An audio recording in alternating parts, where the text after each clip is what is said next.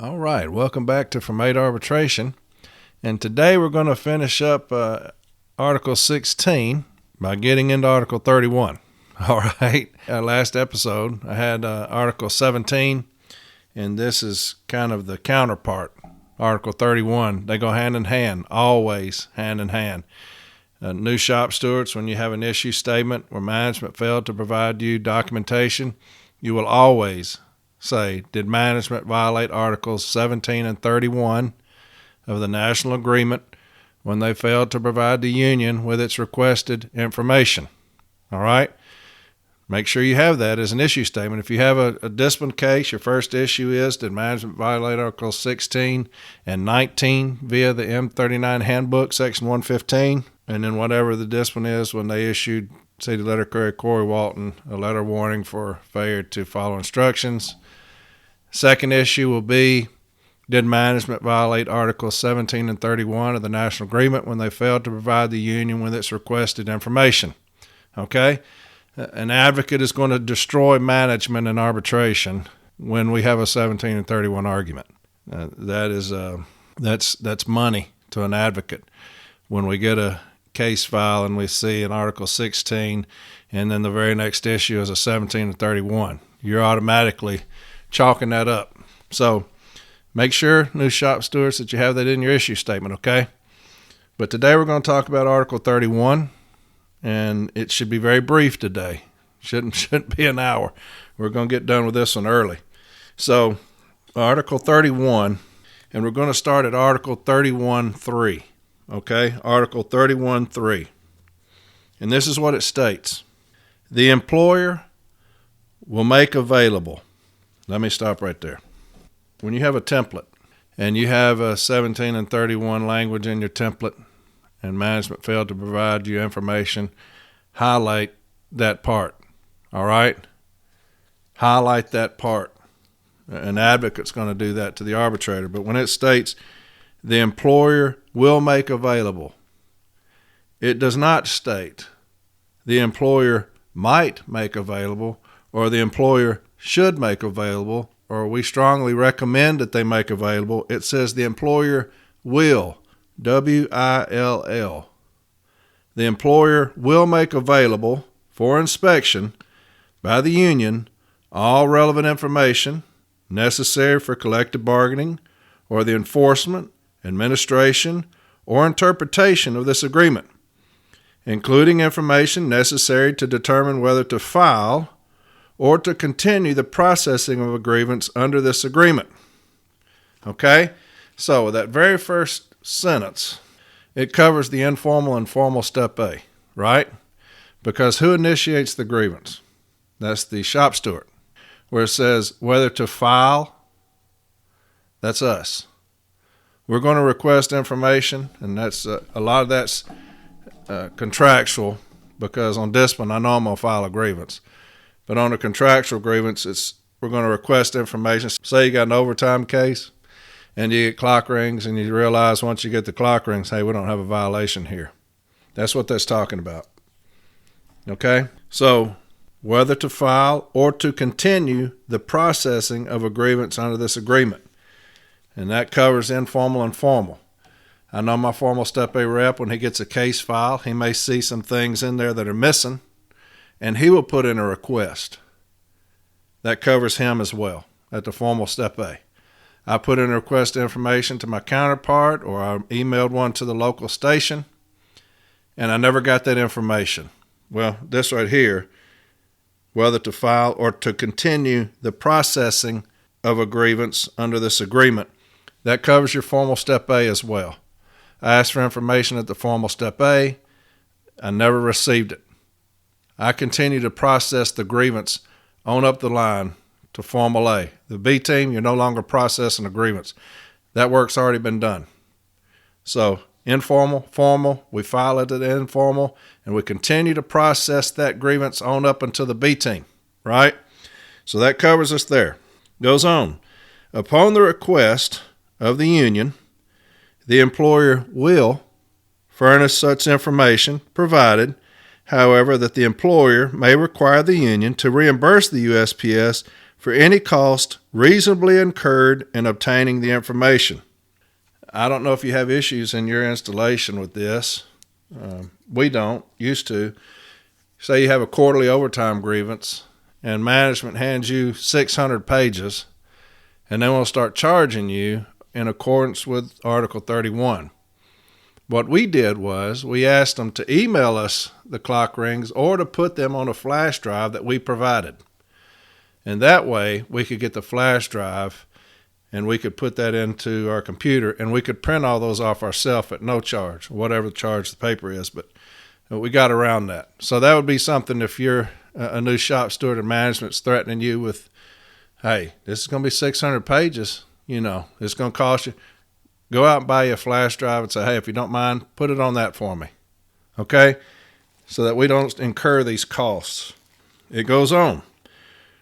Requests for information relating to purely local matters should be submitted by the local union representative to the installation head or designee. All other requests for information shall be directed by the national president of the union to the vice president of labor relations. I'm sure it's at your station like it is mine. I put my information requests into my supervisor. Okay? If management comes up and they start challenging that, and that happened in my installation not too long ago, they came up with this new program. Hey, in accordance with Article 31, you're going to start submitting your information requests to this information god. And then he's going to send it out and he's going to do all these things. If that happens to you, if management changes the way that you turn in your information request, contact your branch president, okay? Contact your branch president and say, hey, management is changing the way that I turn in my request for information. How are we going to handle this? And your branch president could either say, hey, look, do it. We'll file a grievance on it, saying it's past practice or what have you. Or they may call the business agent and say, hey, they're changing the way that we're submitting information requests. What should we do? And they're going to handle that for you, okay? But rarely ever does that happen. So if you hand in your information request to your supervisor, that's great. Hope I didn't confuse you with all that. But that's covering that Article 31 language. So it goes on to state on page 31.2, information. Article 31.3 provides that the Postal Service will make available to the union all relevant information necessary for collective bargaining or the enforcement, administration, or interpretation of the agreement, including information necessary to determine whether to file or to continue the processing of a grievance. It also recognizes the union's legal right to employer information under the National Labor Relations Act.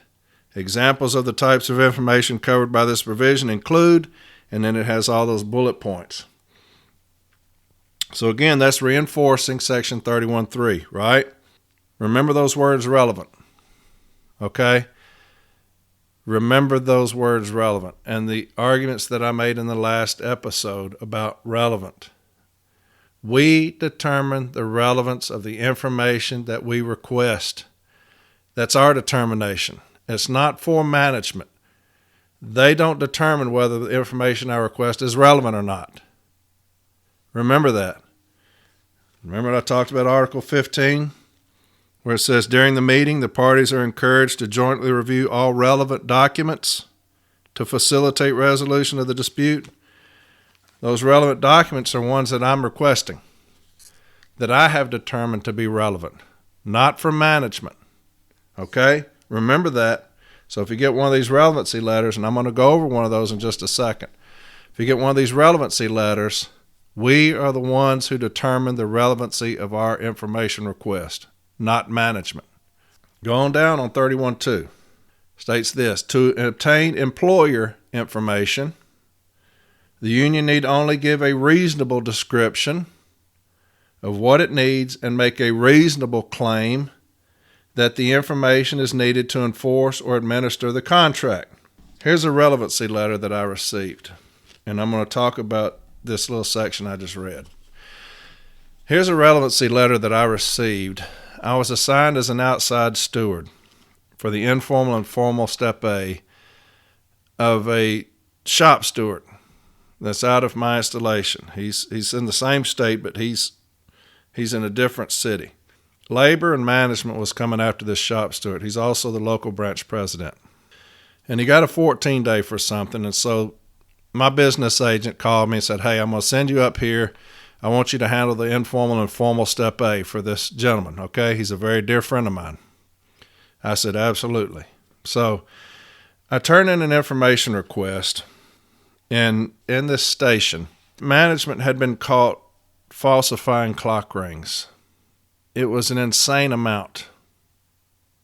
Thousands of hours of clock rings were falsified. And this shop steward caught them. And we go to hearing on some non-compliance based off of that. And I was the advocate for that hearing. And the arbitrator ruled in our favor, and it was almost $300,000. He ruled in our favor. So this shop steward gets himself in a little bit of a jam. It's nothing we can't get ourselves out of. But management goes after him. It's crazy how they went after this kid. Lying, they falsified statements, falsified reports, all this stuff. And we catch them on every single thing that they did, we catch them. But one of the things I wanted was, I want to know what discipline was issued to the supervisors who were falsifying clock rings. Because I'm going to say that matches just cause. Right? Equitable treatment, things like that.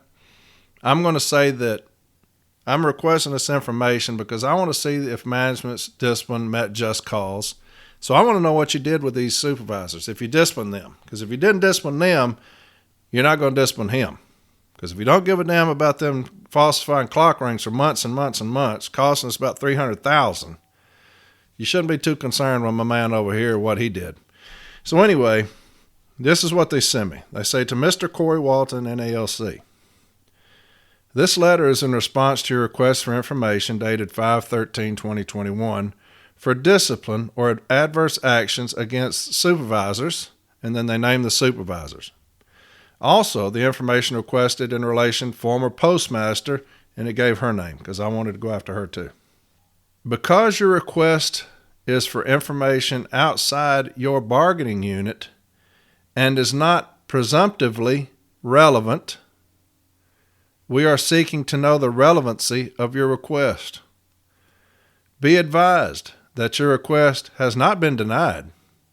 Rather, we are seeking to know the relevancy of the information sought. Okay? What is management trying to do right there? What are they trying to do? Have you ever played cards? Rook, hearts, spades, go fish. You ever played cards? Do you know what management's trying to do right there? They want me to put my hand on the table. They want me to lay my cards out on the table so that they can see them. That's what that's meaning right there. We want to know the information you requested and what you're going to do with it. That's what they're doing. They're wanting me to lay my cards out on the table. In the information request, I simply stated, I'm requesting this information to see if management's discipline met just cause. That's what I stated. So here's what they state. Because your request for information outside your bargaining unit and is not presumptively relevant. Now, presumptively relevant to whom? Who makes that decision? If my information is presumptively relevant. Presumptively relevant to who? To you? I don't give a damn about you. I'm wanting it for me. You know why? Because I'm filing the grievance. You're not filing the grievance. I am. I want to see if your discipline met just cause. And that's why I want this information. What does Article 31 state? Where it says, because the information sought is not presumptively relevant, and then it states up here, because your request for information outside your bargaining unit. Well, let's go back to 31. Page 31 too. To obtain employer information. The union only to give a reasonable description of what it needs and make a reasonable claim that the information is needed to enforce or administer the contract. The employer information. Is the employer outside of our bargaining unit? Yeah. You know what? Article 31 incorporates the employer right there. So I have the right to that information, and I gave you a reasonable explanation as to why I needed it. And so I'm going to need that. I'm not going to keep messaging you with relevance.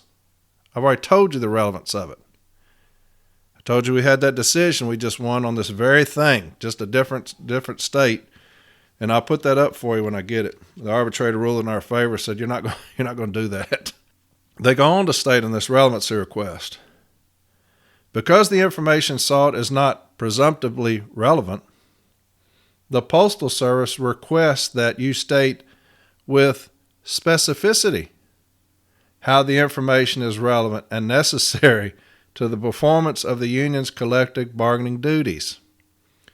This would be necessary to know because non-bargaining employees are not covered by the NALC contract.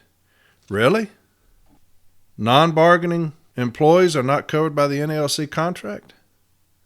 That's odd, because when I read 31.2, page 31.2, it says to obtain employer information. That's odd.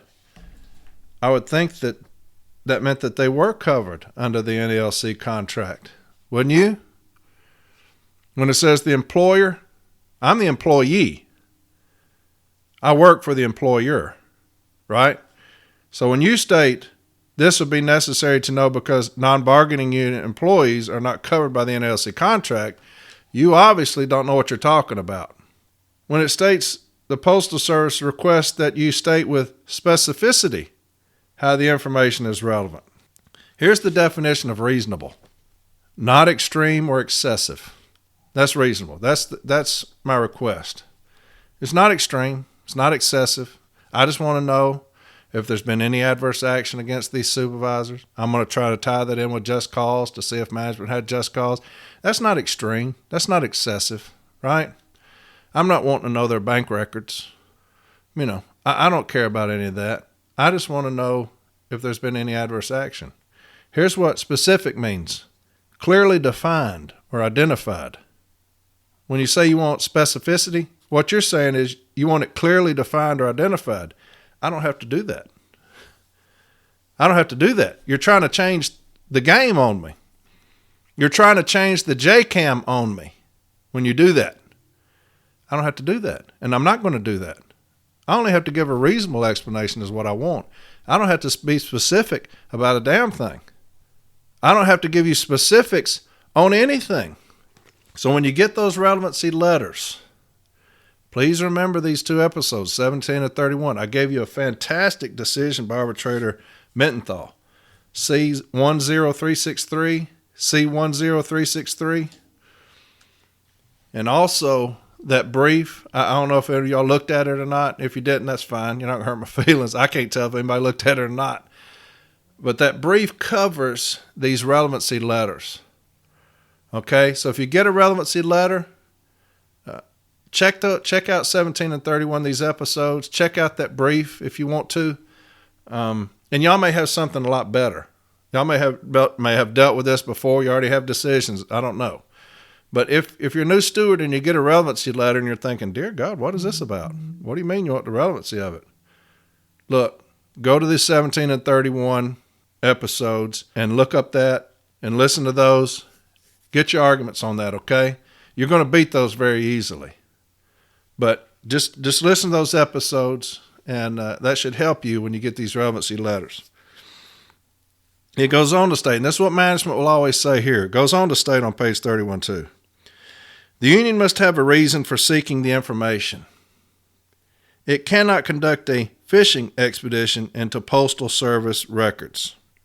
Okay?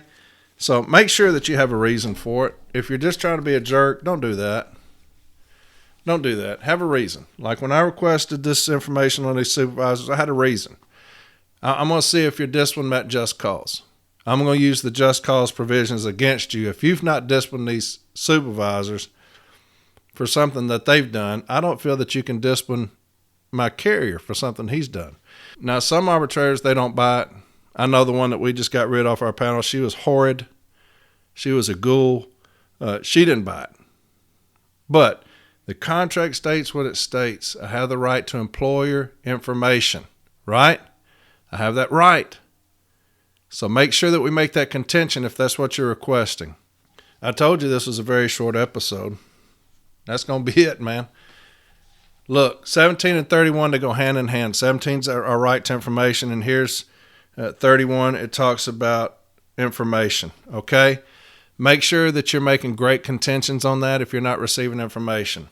I told you last episode that if you put in a request and it says any and all information management used to issue discipline, and they give you all that, and then if you go on later and you ask for additional information and they don't give it to you,